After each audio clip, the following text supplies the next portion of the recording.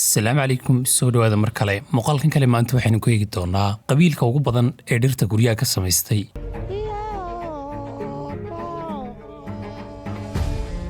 kuwaas oo qaar ka mid ah guryaha ay dhirta dushooda ka samaysteen dhererkoodu gaadhayo 50 mitir oo ay dhulka ka sareeyaan qabiilkan waxaa lagu magacaabaa Karawai waxayna degan yihiin jasiirada Babu Island ee dalka Indonesia maanta muuqaalkan ayaynu isla eegi doonaa qaabka ay u dhisaan guryahan sababta ay u dhistaan iyo waliba sida ay u nool yihiin jasiiradan lagu magacaabo Babu Island waa mid ka mid ah jasiiradaha ugu layaabka badan ee adduunka maadaama ay ku nool yihiin qabiilada ugu cajiibsan ee adduunka haddaba ninka soo booqanaya qabiilkan maanta waxa uu sheegayaa in safarkani uu ahaa safarkiisa ugu adkaa uguna dheeraa ee waqtiga ugu badan ku qaatay maadaama si uu halkan soo gaadho soo raacay 3 diyaaradood 8 saacadood kalena uu doon soo saarnaa sidoo kale 5 saacadoodna ay soo dhexligoynayeen kaymaha qabiilkan waxa uu ku firqsan yahay oo ku baahsan yahay jasiirada loo yaqaan Babu Island oo qaybo fara badan oo kamid ah jasiiradaas ay degan yihiin badanaana waxay caan ku yihiin laba shay oo kala ah inay ahaan jireen cannibalism ama hilibka dadka ay cuni jireen sidoo kalena guryahooda ugu badan ay ku dul yaalaan dhirta sida uu ninkan inoo sheegayna halkan wax internet kama shaqeynayo haddii ay wax kugu dhacaan ama masku qaniino ma awood sidana cid wacto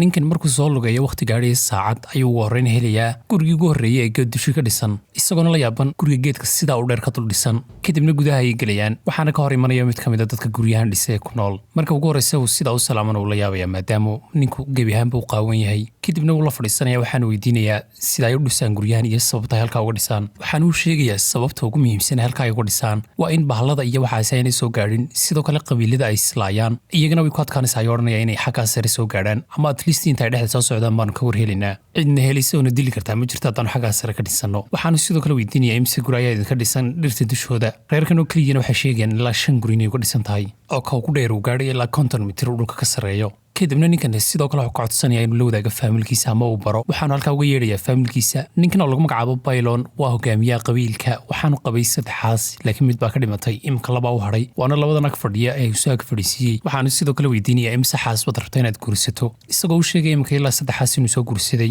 iminkana laba uu qabo kadib markay mid dhimatay sidaa darteed wuxuu odhanayaa labadan baan imika iskaga qanacsanahay inkastoo aan weli yarahay oo wax kale aan guursan karo ayuu odhanayaa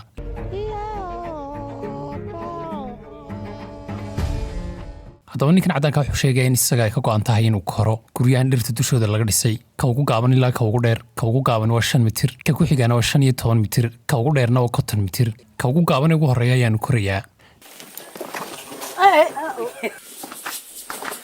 guriga markuu sidaa u galana wuxuu ku dhex arkayaa waxyaabo yaalla sida muus ay soo gurteen iyo waxyaabo kale oo ay ku diyaarsadeen cuntahaan u cunaan ninkan cawaankana wuxuu sheegayaa gurigan inay faamilihaan u galaan oo kay faamiliga caadiga galaan uu yahay sidoo kale waxa uu raacinayaa badanaa sababta kale ee uu ka iloobay aanu raacin marka hore waxa weeye mar kasta oo gurigu dhulka ka sareeyo taa macnaheedu waxa weeye in kaneecadu inay ku qanintaan ay yaraanayso gurigu ka dheer yahay oo geed sare uu kaga yaalla kaneecada ayaa ku yar sidoo kale wuxuu ku codsanaya in gudaha si kale gudaha ayna sii gelinayaan qol weyn oo halkay seexdanayaan la tusayaa oo sidoo kalena ay suran tahay laf ka hadhay shimbirka halkay nooga muuqdo ay u gaadhsadeen waxay wax ku gaadhsadaan leeb yaqaansa iyagu qorteen inay dhirta ka qortaan isagoo ninka cawaankii tusayaba qaabka ay u gaadhsadaan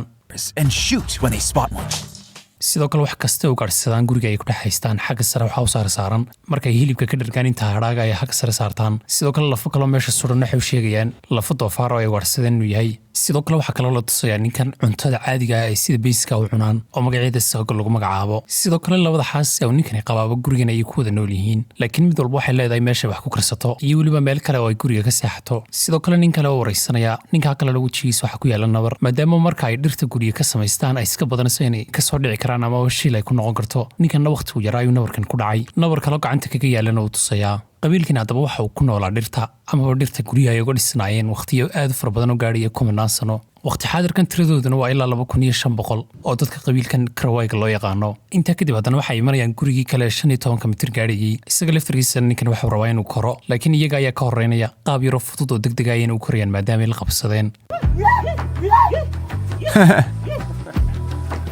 ninka markiisana waa la soo gaadhiyaa isaga laftarkiisuna uu korayaa markuu gudaha soo galana ilaa 15 qof ayaaba ku jira guriga waxa seexda ragga oo kaliya halka guriga kalena ay dumarka oo kaliya seexdaan inta kadib sidoo kale odaygan waxa uu weydiinayaa qaabka ay ku xushaan geedka ay ka dul dhisayaan guryaha waxaanu la wadaagayaa in geedadka ugu adag ay doortaan halkaasna ay ka dhisaan guriga ay rabaan waxaana inagu qaadataa boodhanayaa 2 ilaa 3 sano si aanu hal guri u dhammaystirno oo aanu dhirta dushooda ka dhisayno sidoo kale ninkani waxa uu la yaaban yahay in markastoo aad dhirta xagga sare sii korto ama guryaha xagga sare ku yaalla aad sii korto kaneecadu aanay habeeraati ku qaniinayn isagoona rabo inuu tijaabiyo guriga ugu sarreeya ee geedka 50 mitir gaadhiga ka dul dhisan sidoo kale sida aynu halkan uga jeedno ninkan waxa isku dayaa inuu ku badboodo guryahan laakiin waxa uu sheegeen inuu iska ilaaliyo maadaama aanay aad u adkayn oo ay la dumi karaan waayo waxa haya qoryahan yaryar ee xagga hoose kaga yaala haddii hal mar aad lugta la weydana wax macquula inay kula siibtaan meelahan daldaloola intaa kadib ninkan waxay ku casuumayaanba ama uu la fadhiisanayaa si uu la cuno cuntadooda cuntooyin kala duwan oo ay samaystaan ayayna cunayaan isagoo ninkan sheegaya badanaa cuntooyinkan inaanu cunin laakiin imika waa aad u gaajoonayo oo uu cunayo sidoo kale markuu la fadhiyana wuxuu fiirsanayaa markay cuntada cunaan in qori dheer oo ay samaysteen oo dhexda ka daloola ay kusoo nuugayaan qiiqa kadib ninkan uu iskaga soo degaya gurigii 15 mitir gaadhayay waxaanu sheegayaa marka la koriyo inay ka adag tahayba marka laga soo degayo intaa kadib ninkan haddana waxaa loo kaxaynayaa geedkii ku dheeraa oo lasoo tusaya si uu soo koro laakiin geedka markay u tagaan waa geed aad u dheer waxaana lagu korayaa sallaan laga sameeyey qoryo lagu sameeyey qaar ka midna way jilceen sidaa darteed ayay u jabeen iyagoo si yaro fudud ayay u korayaan maadaama yihiin dad gaagaaban oo fudfudud laakiin ninkan way ku adkaanaysaa inuu koro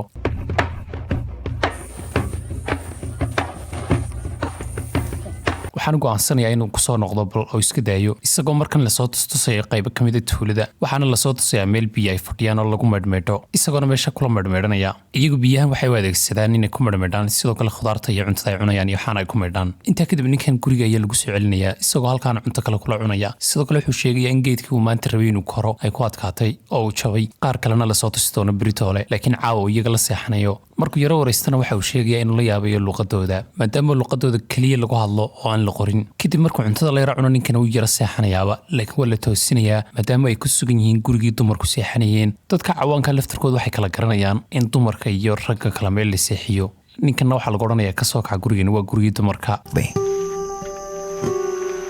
markuu seexdana subaxii salaada hore ayaa la toosinaya 6 subaxnimo waxaanu sheegayaa ilaa xalay inuu tooseeyey oo aanu caadi u seexan maadaama kaneeca fara badan ay qanintay kadib subaxii waa lasoo kalahinayaa waana la lugaynayaa si loo gaadho geedkii saddexaad ee uu rabay inuu koro ee dheeraa waxaana sii dhex marayaan meelo fara badan oo biyo fadhiyaan qalabkiisa iyo waxaas ayuu khatar baan geliyey laftarkooda biyaha ayaabuu mar xataa ku dhex dhacayaa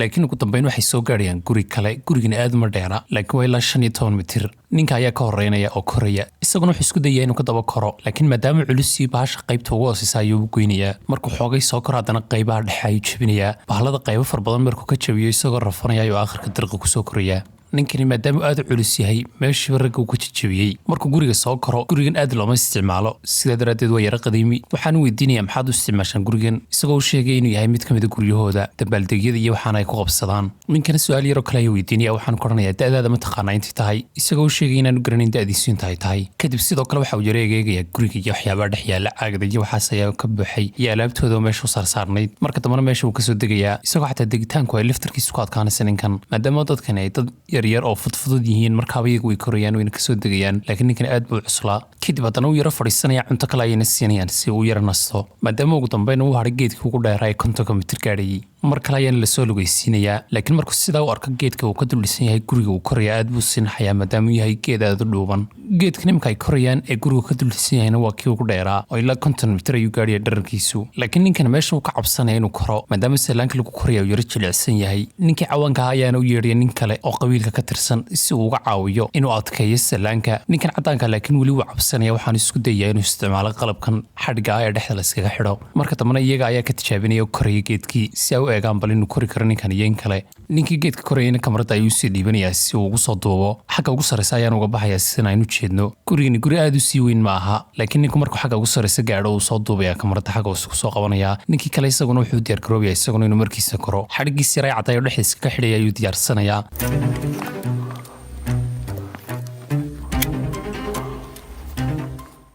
kadibna wuxuu bilaabayaa inuu koro isagoo adeegsanaya xadhiggan cad oo kolba salaanka qayb ka mid ku dhajinaya laakiin markuu meel dhexe gaadho wuxuu isku qancinayaa in meeshu adag tahay xadhiggii caddaaya uu haystayna hoos ayuu iska sii deynayaa laakiin mar keliya mid ka mid a salaanada ayaa la go'aya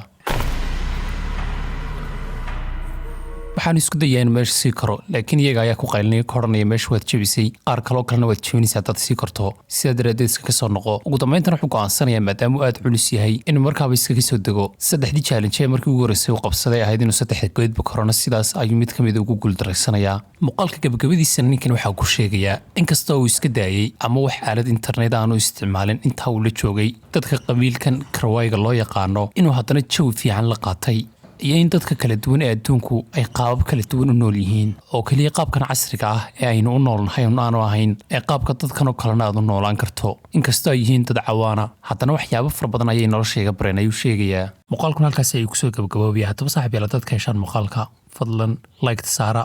sidoo kale haddii aad nagu cusubtahayna subscribe-ta noo saara aad baad mahadsantiin